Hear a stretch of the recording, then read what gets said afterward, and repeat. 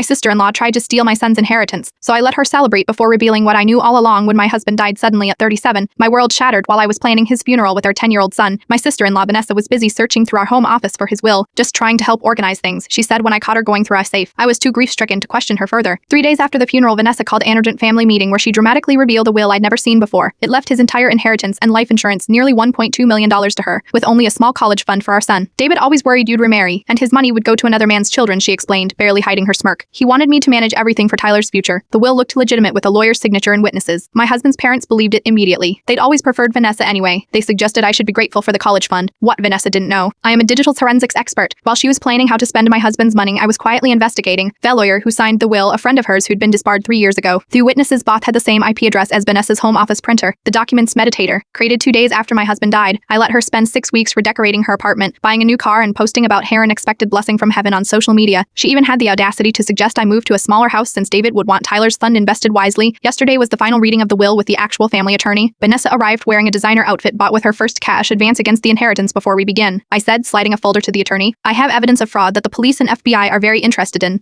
The color drained from Vanessa's face as I played a recording from her witness confessing to the forgery scheme. My husband's real will left everything to our son with me as trustee until he turns 25. Vanessa is facing criminal charges for fraud, forgery, and theft. My in-laws called last night begging for forgiveness, claiming they were manipulated by her lies. I've changed our numbers and moved forward with grief counseling for Tyler and me. The inheritance is safely managed by a professional trustee with oversight from the court. Some family bonds aren't worth keeping when they're only tied to money.